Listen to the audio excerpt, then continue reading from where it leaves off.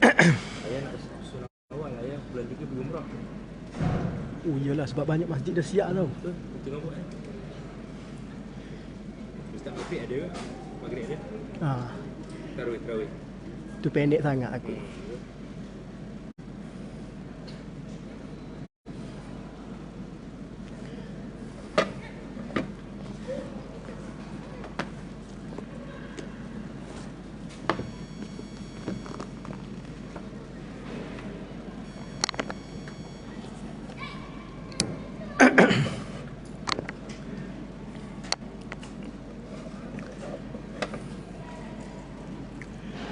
Subhanallahil ladzi la ilaha illa huwal hayyul qayyum wa atubu ilaih.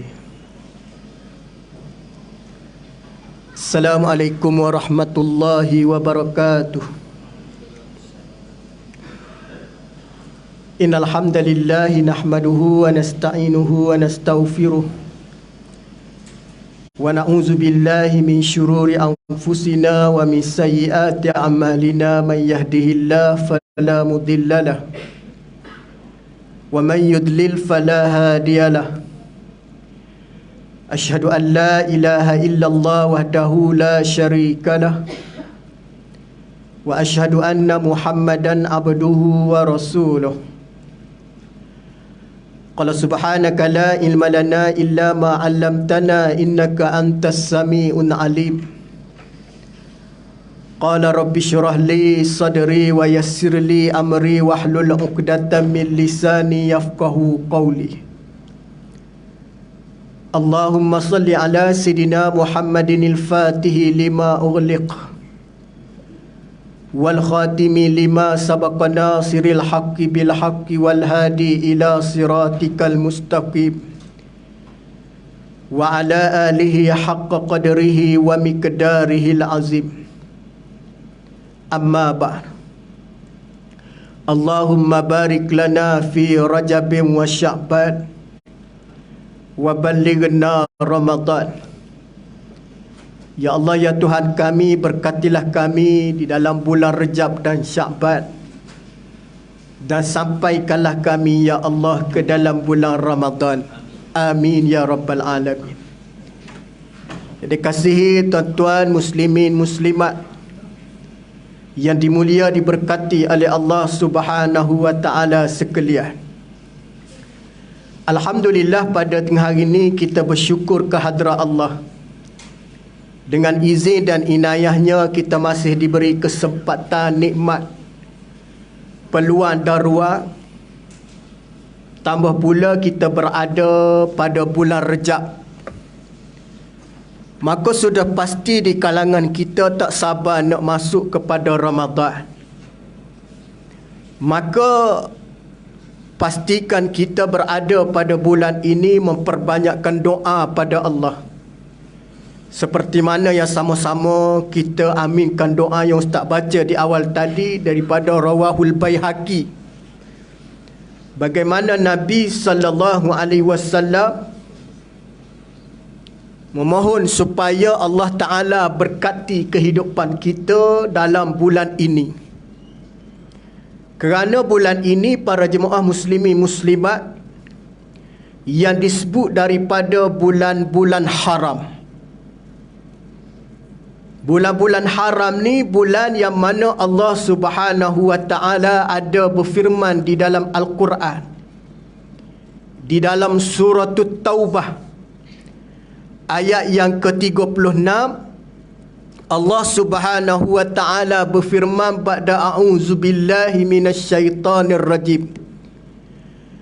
Inna iddatash syuhuri indallahi 12 syahran fi kitabillah yauma khalaqas samawati wal arda minha arba'atun hurum.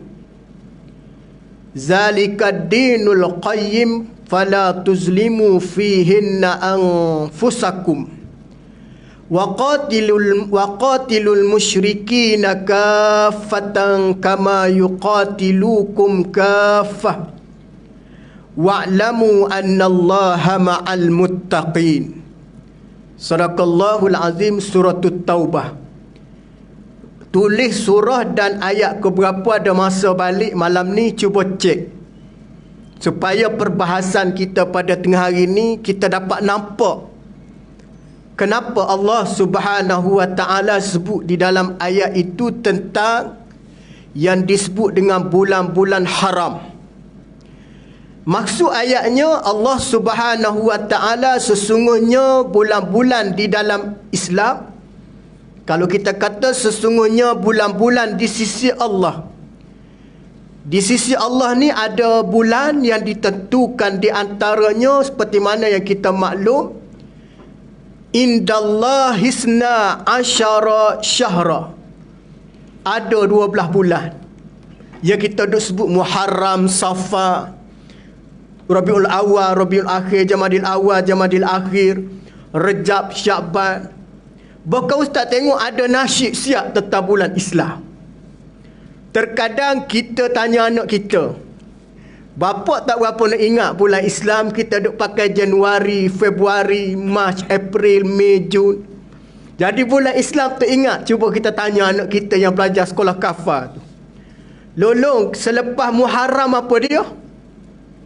Kita dah tak ingat tak? Yang kita duk nampak Syawal je. Dalam 12 bulan tu Syawal yang ingat. Pasal ingat raya tak? Tapi yang tu ada juga orang yang mana nampaknya Rejab, masuknya Rejab, duk kira atau duk kira Syawal pun ada. Oh, dia kata, tak lama dah kita nak raya ni. Lah, puasa tak lagi nak Syawal dah. Sepatutnya Rejab, Sya'ban, Ramadan. Tapi duduk bulan Rejab tu duk nampak dah, kita tak lama dah nak raya. Sepatutnya kita duduk di bulan Rejab, kita nampak Ramadan. Begitu. Sebab orang kita ni selalu melangkaui.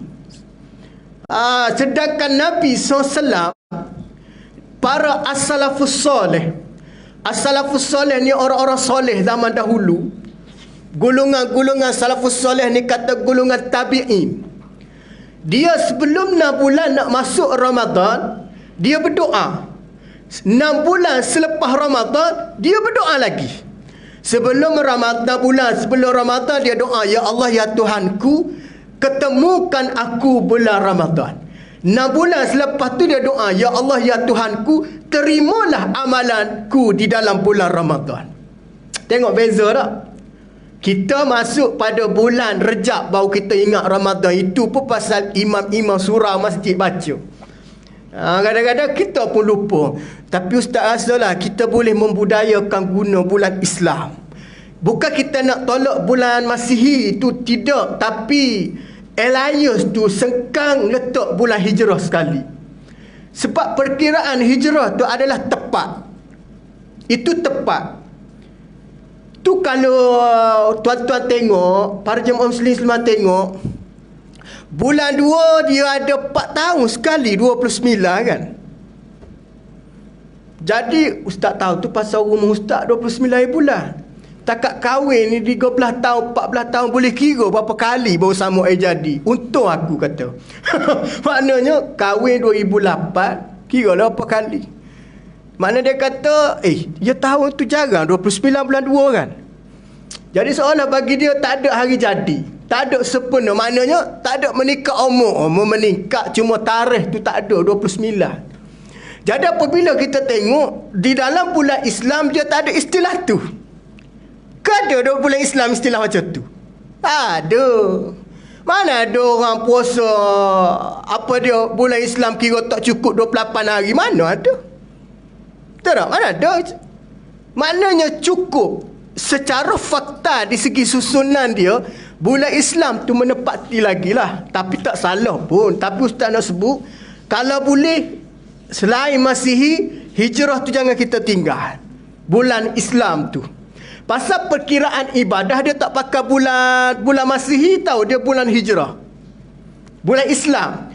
Jamadil Awal, Jamadil Akhir, Rejab, Sya'ban, Ramadan, Syawal, Zulhijjah, Zulqaidah, Zulhijjah. Masuk pula bulan haji, bulan-bulan.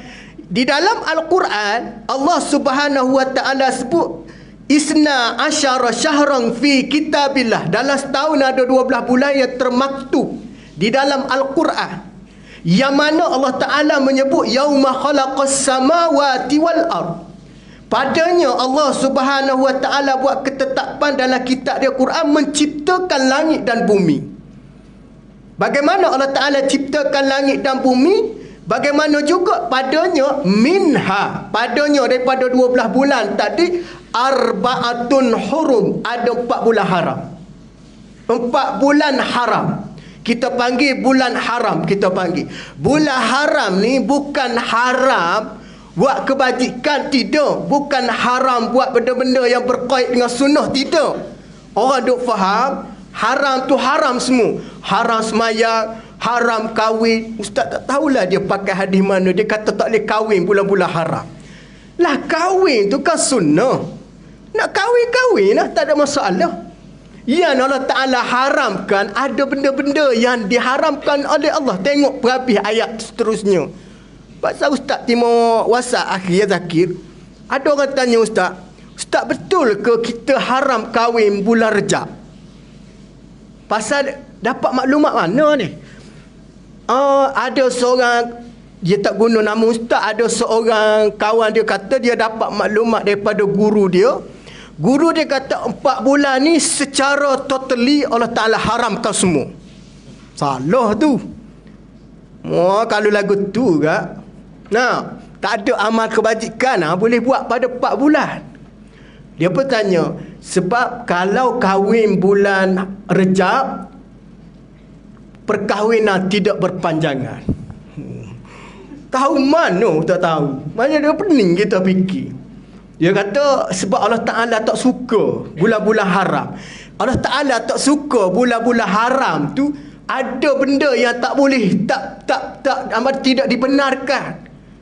Nah, ada benda yang Allah Ta'ala tidak membiarkan begitu sahaja berlalu dan melakukan perbuatan.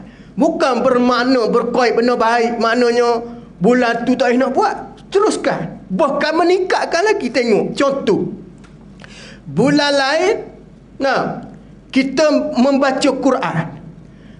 Masuk bulan-bulan haram ni, tingkatkan bacaan pasal prepare nak masuk Ramadan.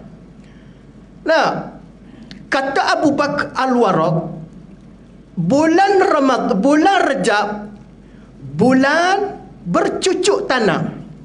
Masuknya Syakban menyiram, Ramadan kutip hasil tuayah. Mana mungkin tak kutip tuan-tuan. Amalan sunat macam wajib, pahala. Memberi makan buka puasa seperti pahala orang buka berpuasa. Itu Abu Bakar Al-Warraq sebut bulan Rejab nak cucuk tanam. Contoh, bulan ni jugalah nak buku Quran, bulan ni jugalah nak belajar Quran, bulan ni jugalah nak cari telekung semayang. Bulan ni jangan cari bulan Ramadan orang kutip hasil tuayah kita baru nak bawa bakul, tak boleh. Ni bulan ni juga beli bakul, beli apa, beli kain semayang, beli Quran yang koyok, Quran yang tak cukup muka surat tu, cari Quran lain. Ada orang tu dia kata ustaz kita ni hampir dah dengan kiamat. Betul secara faktanya, kerana alamatus sa'ah macam-macam. Bukan tu ustaz, tapi umur saya ni Al-Quran dah tercabut dah.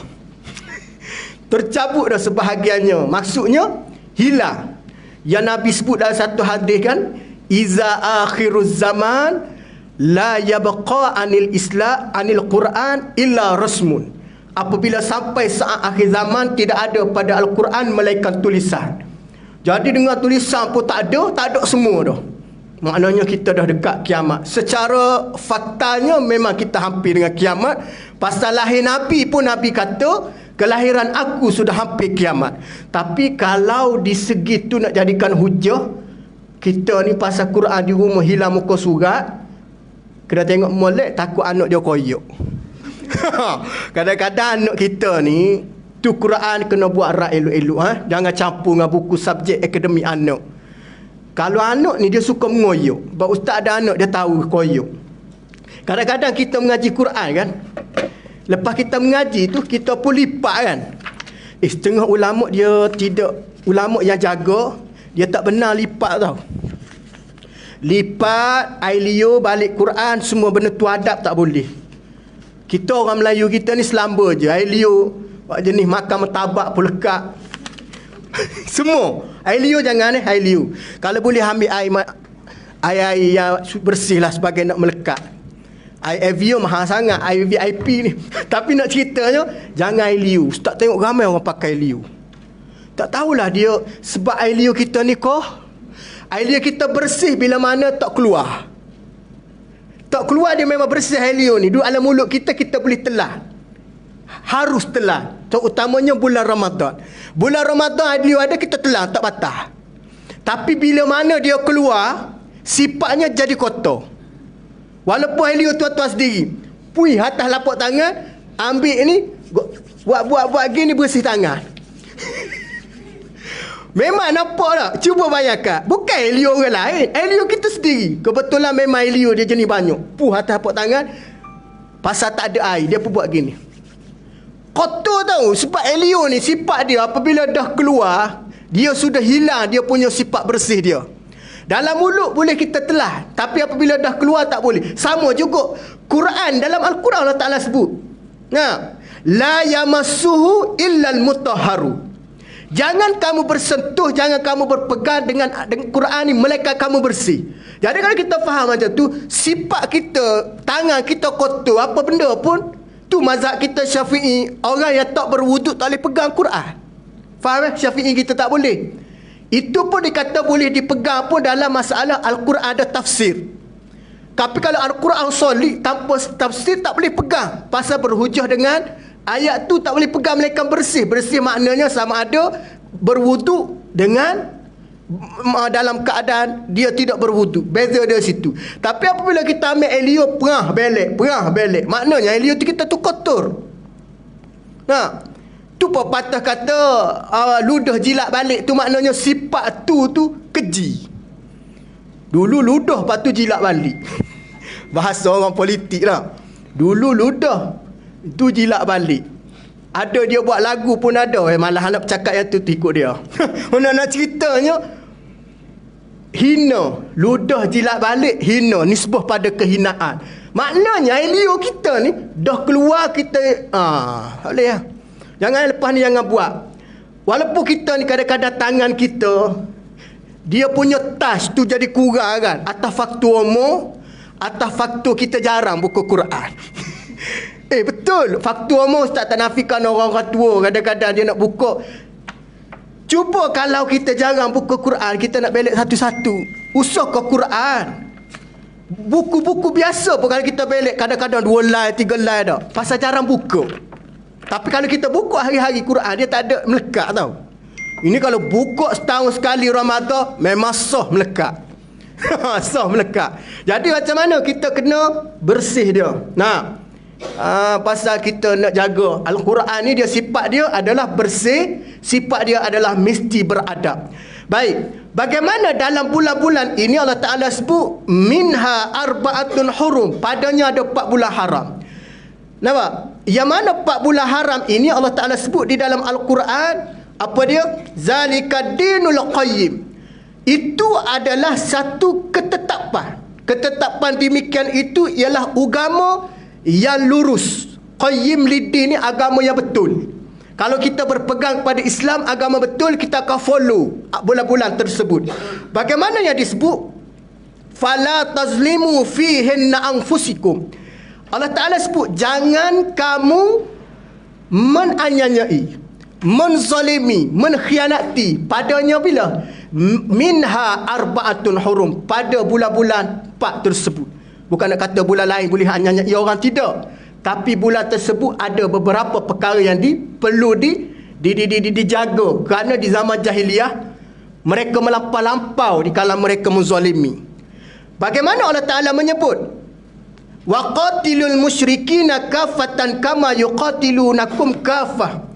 Kerana di antara mereka tadi melanggar, ada perangai mereka juga di antara juga memerangi di antara mereka. Di antara mereka memerangi kamu seluruhnya. Ada juga di kalangan mereka membunuh kamu. Ada juga di kalangan mereka memerangi dan mengkhianati. Apa dia mana dia? Orang-orang musyrik ini kerja dia kadang-kadang nak memerangi orang Islam pada bulan-bulan tertentu, pada bulan haram tadi. Maka Allah Ta'ala memberi peringatan. Sehingga kalau Allah Ta'ala sebut apa dia? Ketahuilah sesungguhnya Allah beserta orang-orang bertakwa. Jadi ayat ni turun bagi memberi peringatan kepada golongan musyrikin yang suka ambil kesempatan pada bulan-bulan haram. Kerana bulan ni dikatakan bulan yang mana ada keistimewaan dia bersabit dengan bulan Allah Ta'ala sebut dalam Al-Quran sudah pasti ada beberapa perkara yang berkait dengan amalan Nabi. Nah, walaupun ada di sebilangan para ulama kata tidaklah penegasan supaya berpuasa berpanjangan, nah, supaya meningkatkan amalan puasa setiap hari jangan tinggal, tidak begitu. Tapi bolehlah ia dijadikan sebagai bulan untuk kita bersiap sedia sebelum masuk kepada bulan yang paling mulia, yakni Ramadan. Itu disebut. Bagaimana bulan itu juga yang disebut bulan untuk kita memperingati sejarah-sejarah yang berlaku. Kan bulan Rejab banyak sejarah dia. Ni kita banyak nak meraihkan apa dia, nak buat sambutan hari kebesaran dalam Islam, peristiwa yang berlaku bulan Rejab dan sebagainya. Sepenuh-sepenuh benda itulah diangkat, maknanya mempertikatkan amalan. Maka di antara terdapat dalam satu bulan haram ini yang disebut 4 bulan ni, kata Imam Ibnu Hajar, bagaimana yang disebut di dalam tafsirnya, yakni yang mengatakan, mengambil pandangan daripada Abdullah Ibnu Abbas, bulan-bulan haram ini kata beliau, amalan baik jika buat diberi oleh Allah keistimewaan. Amalan buruk jika buat orang panggil apa dia, diberi juga dengan balasan yang buruk. Nak cerita apa dia? Tidak digalakkan melakukan pada bulan-bulan haram ini perbuatan yang diharamkan oleh Allah. Jangan duk buat lah maknanya. Sebab kita nak memperingati kemuliaan dengan apa yang berlaku di dalam bulan ini. Maka sebelum tu para jemaah sekalian, bulan haram ni 4 bulan. Ingat tak ingat, kita ingatkan balik. Bagi yang tak ingat, ingatkan semula. 4 bulan haram ni yang Allah Ta'ala sebut arba'atun hurum, 4 bulan haram ni. Antaranya ialah yang di dalam Islam, bulan haram kita kata bulan Zulqaidah. Itu jelas bulan haram. Yang kedua Zulhijjah. Yang ketiga Muharram. Yang keempat Rejab. Ini 4 bulan. Ini 4 bulan ni ada bulan yang Nabi SAW suka buat amalan-amalan sunat. Kita akan tengok lepas ni. Bulan Zulqaidah, Zulhijjah, Muharram, Warjab. 4 bulan ini yang disebut arba'atun hurum di dalam Al-Quran, surah Taubah. Jadi kalau kita tengok dalam tafsir, ada dia tulis, ada tafsir dia kata 4 bulan haram. Jadi kita nak cek mana 4 bulan haram. Maka ada orang jangan suka-suka hati pilih 4 bulan haram bagi aku Syawal. Jangan kacau bulan ni pasal aku nak buat open house contoh. Bukan begitu. Jangan kita spesifikkan bulan haram tu ikut sedap hati kita. Sudah. Bulan haram ini sudah ditentukan oleh Allah Subhanahu Wa Ta'ala. Itu bulan haram 4 bulan tadi.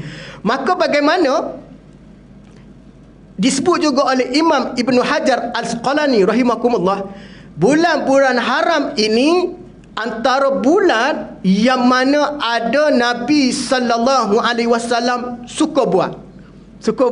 Antara 4 bulan ni. Antaranya sebahagian ulama menyebut Nabi sallallahu alaihi wasallam ada gemar buat ibadah umrah.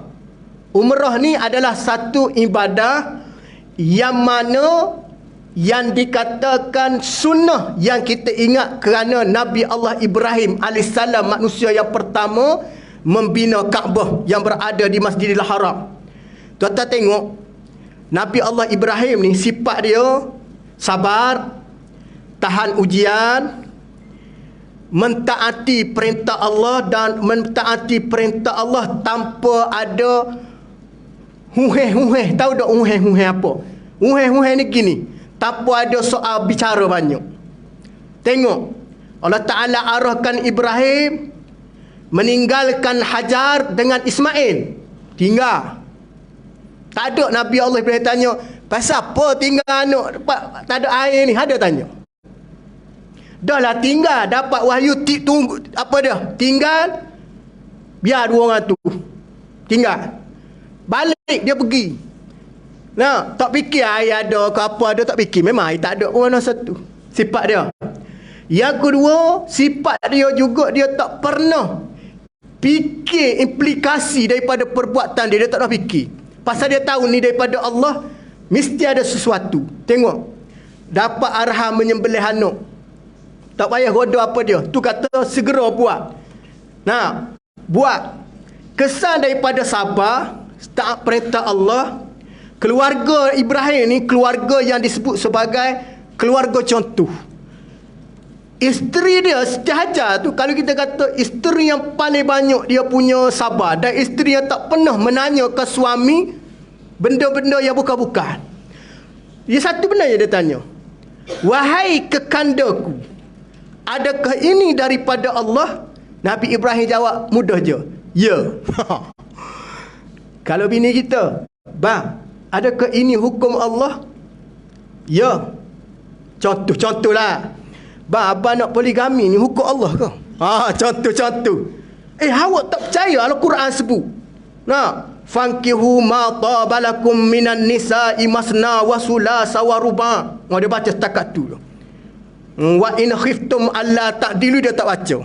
Kalau dia baca habis, bini dia akan semih, dia bola tangguh. Dia kata betul hukum Allah. Awak baca Quran. Nikahlah kamu perempuan 2, 3, 4. Tapi dia tak baca isterinya. Wa in khiftum alla ta'dilu, sekiranya kamu takut berlaku adil seorang pada dah. Nah, dia baca yang tu. Kalau awak tak dengar perintah Allah, awak berdosa besar. Ayat dia semih begitu lelaki. Nah, maka isteri kata, bang, abang kena tengok molek. Memang saya secara umumnya tak ada orang nak halang hukum Allah. Betul? Tak ada orang tak setuju hukum Allah. Cuma dia tak setuju bagi dia dengan laki dia. Itu je. Ustaz banyak tanya dah. Muslimat yang mana yang berumur sendiri. Sorry lah Ustaz, saya tengok laki saya tak layak pun. Macam mana nak layak? Saya pernah suruh jadi imam saya, sampai sudah dia tak jadi imam. Dia ingat nak senang ke? Tak apalah yang tu. Tapi nak ceritanya, banyak soal kan? Banyak soal. Tapi kita ni tanya suami apabila kita ragui, kita tidak ada kepastian, boleh kita tanya. Suami pun apabila isteri tanya, jangan marah. Ni kadang-kadang marah. Awak ni tanya hukum ni kadang-kadang macam lebih pada malaikat tanya dalam kubur. Bukan macam tu, tapi dia nak tahu. Kita kena cerita. Tak boleh kita mendiamkan diri cerita. Kalau kita tak tahu, kita diam dulu. Nah, maka Siti Hajar ni dia tanya, adakah daripada Allah? Ya. Tu dia tak tanya, tinggal. Baik. Kesan daripada sabar isteri, sabar suami. Tuan-tuan tengok Mekah hari ni. Nabi Allah Ibrahim doa mustajab. Keluar air Zam-Zam hari ni. Air ni adalah air yang terbaik dalam dunia. Lebih baik daripada air Evian. Sebotol besar tu kalau denggi ustaz minum tu dekat RM15 berapa sebotol tu. Air ni air VVIP dia panggil. Tapi nak ceritanya, air paling terbaik dalam dunia air Zam-Zam, berkat Nabi Allah Ibrahim. Yang kedua, tuan-tuan pergi Mekah, siapa dia ada pengalaman pergi umrah, tuan-tuan pernah tengok tak pokok rambutan Mekah? Siapa pernah tengok, ambil gambar selfie hantar ke ustaz depan ni. Duduk di Masjidil Haram, duduk di Tanah Haram.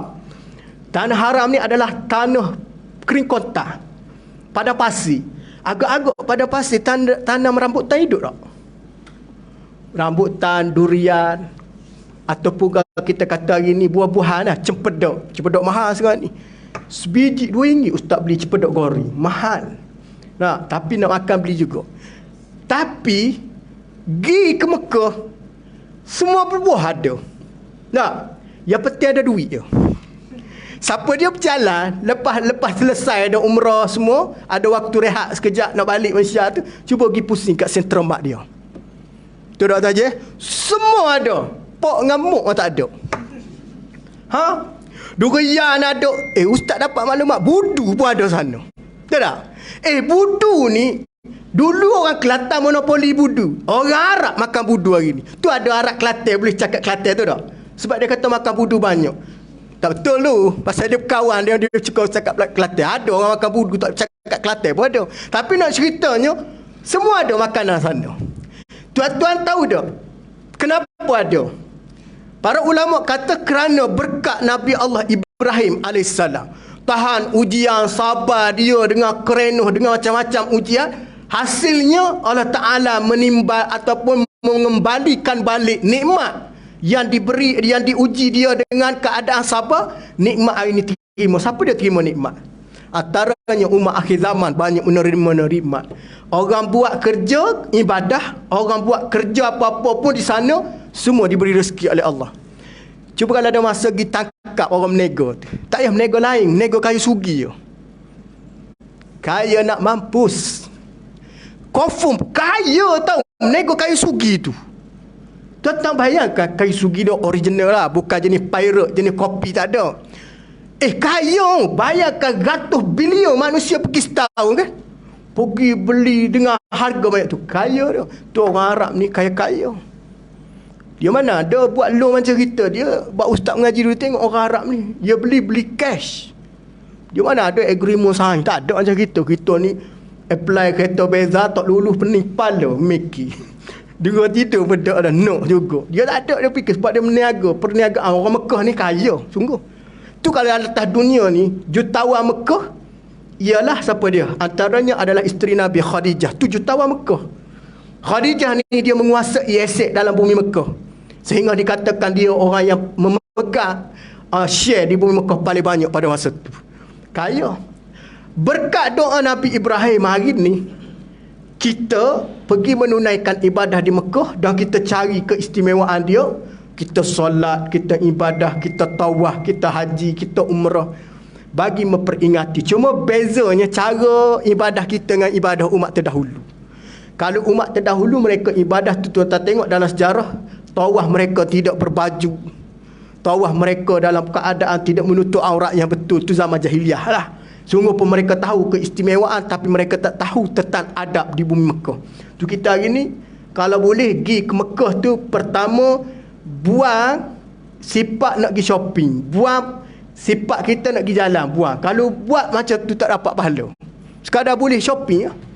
Tu Nabi sebut innamal a'malu binniyat wa innamal likulli imri'in ma nawa. Segala amalan bergantung pada niat. Apa yang kamu niat tu yang kamu boleh. Pergi untuk ibadah baru kita tak duduk saja baik. Maka bagaimana di dalam bulan itu, maka Rasulullah sallallahu alaihi wasallam, setengah riwayat sebagian ulama mengatakan Rasulullah suka mengerjakan umrah. Nabi suka buat umrah. Antara bulan yang Nabi paling kerap buat umrah, antara yang disebut adalah bulan Zulqaidah. Zulqaidah ini adalah antara bulan yang Nabi suka buat umrah pada bulan tersebut.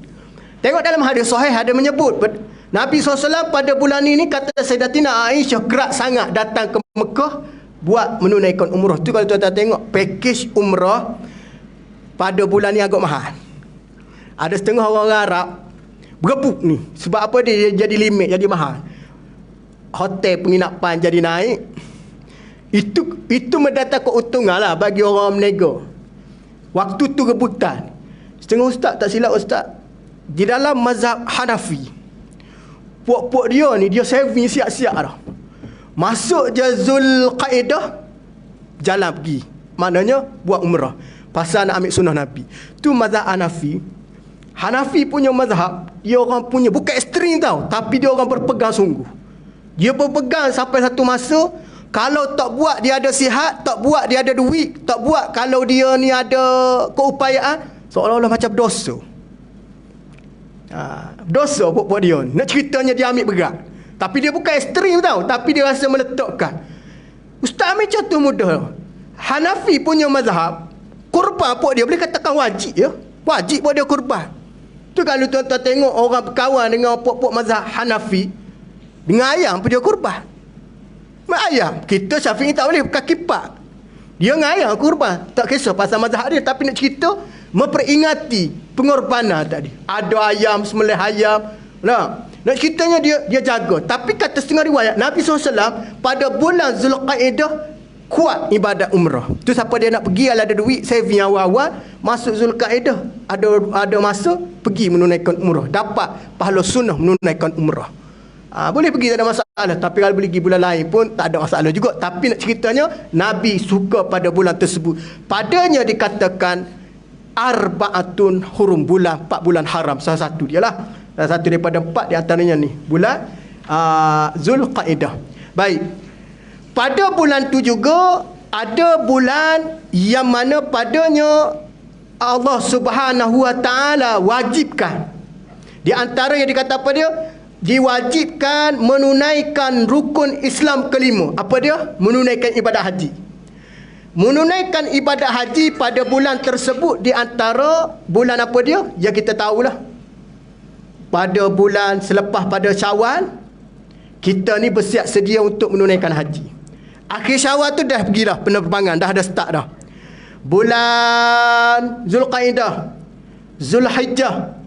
Bulan ini bulan yang dikatakan mula-mula ataupun bulan Islam mula menunaikan rukun Islam yang kelima. Tu pada bulan tu tak ada apa dah. Di zaman dulu apabila turun syariat Islam sebagai agama, bulan-bulan ni bulan rizah dia panggil. Peperangan, urusan jual beli, orang yang ni dah kurang dah. Pasal nak fokus haji. Tu kalau dia boleh, orang nak menunaikan ibadat haji buat prepare lah maksud dia. Maksudnya bulan ni bulan nak preparation, nak pergi. Urusan perniagaan, urusan apa, urusan dunia lah, makna urusan melibatkan sebelum kita ni, hentikan seketika kerana nak menunaikan kefarduan. Tu kalau kita tengok apabila dapat panggilan, kita sudah tak ada dah mood nak kerja, tu tak? Terutamanya orang dapat panggilan haji, tak ada mood tu haji tak? Ceritalah ada nak buat open house pejabat ke, tak nampak dah yang tu. Kambing golek lagi tak nampak. Pasal nak haji dah ni. Jadi bulan ni juga di antara yang dikatakan 4 bulan haram ni ada padanya bulan persiapan nak menunaikan ibadat haji. Tak? Tapi ada amalan yang boleh kita orang panggil apa dia, tumpang. Antaranya suruh orang doakan kita pergi menunaikan ibadat umrah, tolong doa kita. Siapa dia pergi umrah, jangan lupa doa kawan-kawan. Jangan kata kawan tak payung, dah payung dah doa tu. Begitu. Minta kau ni pergi umrah, kau jangan lupa doa aku, biar aku sampai juga. Sama ada sampai bulan ni ke bulan mana, tak kisah, biar peti sampai. Minta kawan doa. Siapa dia pergi bulan ni lah, contoh. Doa minta supaya sampaikanlah ya Allah sahabatku ni ke tempat yang mulia. Baik, manakala dalam bulan itu juga ada satu bulan yang disebut bulan Allah Subhanahu Wa Taala jadikan pada satu tarikh. Antaranya ialah tarikh yang paling istimewa pada bulan, ada satu bulan yang dinamakan juga bulan Zulhijjah. Bulan ini ada satu tarikh orang yang mana tidak menunaikan ibadat haji tapi sunat berpuasa pada tanggal 9 Zulhijjah yang kita kata puasa hari Arafah. Ustaz nak sebut hari Arafah ni dia setahun sekali tau. Hari Arafah mengikut tarikh kita, bukan tarikh Mekah. Ramai orang follow tarikh Mekah, tak sama kita. Jadi kalau dia puasa, hari kita tak puasa lagi, dia puasa, jadi dia wajib puasa raya dah. Sebab raya pada 10. Ramai orang keliru, tapi apabila majlis fatwa keluar je, jadi tak keliru dah. Ramai dulu orang berpuasa pada 8 kita. Pasal dia nak follow Mekah. Pasal dia kata semalam baru dia cakap dengan mak dia. Mak dia kata ni duduk di Arafah 9. Betul, tapi putaran masa dengan kita tak sama. Maka kalau macam tu, orang lain berpuasa, dia raya. Kalau nak ikut tarikh dia, jadi berlaku di situ 9 Zulhijjah pada tempat kita duduk. Tu dalam ulama fiqh kata tak ikut 9 Zulhijjah di Mekah, 9 Zulhijjah tempat kita. Sebab kelewatan masa. Puasa Mekah dengan kita beza, Thailand dengan kita beza, buka lebih awal. Sabah Sarawak dengan kita buka beza. Betul tak? Pukul Sabah Sarawak pukul 6.30, 6.45 buka puasa dah. Kita duduk sini pukul 6.30 jam. Cuba buka dengar radio, buka channel radio Sarawak setelah masuk waktu azan. Kawasan Labuan contohnya, kawasan Keninga buka puak makan. Yang kita Shah Alam Zoom kita ni tak masuk lagi, tak jadi puasa. Tu kalau kita tengok kena faham betul fiqh ni. Kalau tidak dia jadi celaru. Celaru dalam bab mana? Ikut tempat kita duduk. Sama juga waktu tepat di mana kita pergi tu time kita. Jangan kita kata contoh, kita ni orang Selangor, tiba-tiba kita pergi jalan di kawasan yang Zohor awal, lawan sikit, Maka kita kata kita set dalam smartphone kita. Waktu Zuhur Selangor pukul 1.25. Kita pergi juga satu tempat, Zuhur dia di sana 1.40. Maka kita kata kita ni orang Selangor, kita kena ikut Selangor lah. Tidak, kita kena ikut tempat kita duduk. Macam Malaysia, waktu Malaysia. Brunei, waktu Brunei. Sabah Sarawak, waktu dia. Walaupun dia duduk dalam Malaysia sekalipun, waktu kita duduk senang. Jangan keliru. Padanya ada 9 Zulhijjah yang mana orang tidak menunaikan haji, sunat berpuasa. Lepas ni jangan tak puasa pada tanggal tu. Jangan duk melayan sangat. Orang duk buat ketumpak ni. Nak buat ketumpak silakan, tapi jangan tinggal puasa sunat. Nah, jangan kadang-kadang Ustaz tengok, sayanglah puasa boleh tapi tak nak buat. Sama juga yang keliru pada 10 Muharram yang kita sebut Yaum Ashura. 10 Muharram ni kalau orang tahu kelebihan, nescaya orang tak akan buat melainkan berpuasa padanya, yakni yang disebut dengan hari Yaum Ashura. Nak buat bubur syura silakan. Kacau lah sebanyak mana kacau kalau larat. Tapi yang tak berapa nak molek, kenapa tak berpuasa?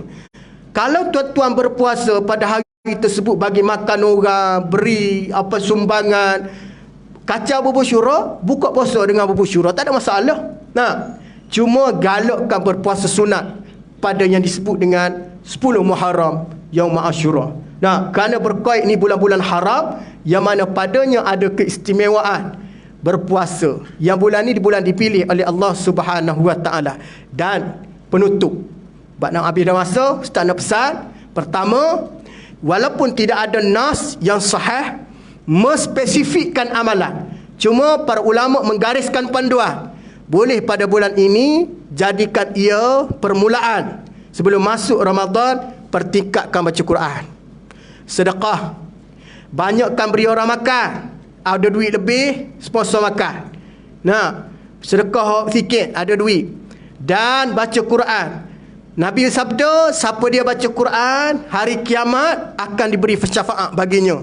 Hadis daripada Abi Umamah Al-Bahili, Iqra'ul Quran fa innahu ya'ti yaumal qiyamah syafi'an li ashabi.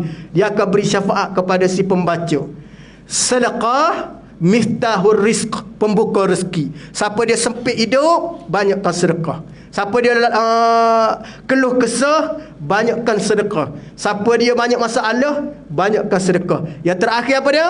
Lakukan kita pada bulan ini memperbanyakkan selawat pada Nabi.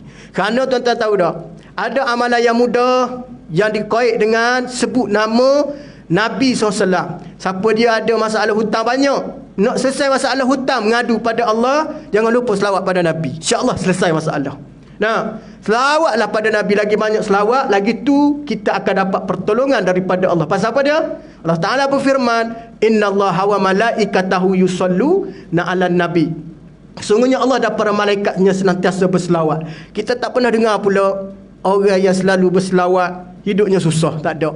Kebanyakan ustaz tu tengok orang yang banyak selawat, Allah Ta'ala beri pertolongan pada dia, tenang hidup dia, walaupun dia tak kaya, walaupun keretanya tak besar, walaupun rumahnya kecil, tapi hidupnya tenang. Pasal apa dia? Dia cinta pada Nabi, kerana di hari akhirat dia akan bertemu dengan Nabi SAW. InsyaAllah mudah-mudahan pertikatkan amalan kita, persiap sedia ilmu untuk memasuki Ramadan. Mudah-mudahan kita diberi oleh Allah, dipanjangkan umur, diberi peluang bertemu dengan Ramadan pada tahun ini insya-Allah. Wallahu a'lam. Apa yang baik datang daripada Allah, yang kurang kelemahan pada diri saya mohon maafan. Mudah-mudahan kita diampunkan oleh Allah Subhanahu wa taala. A'udzubillahi minasyaitonir rajim. Bismillahirrahmanirrahim. Allahumma faqqihhu fid din wa 'allimhu at-ta'wil. Allahumma ihdinas siratal mustaqim minan nabiyyin was-siddiqin wasyuhada'i was-salihin wa hasuna ulaika rafiqa ya arhamar rahimin. Walhamdulillahi rabbil alamin. Assalamualaikum warahmatullahi wabarakatuh.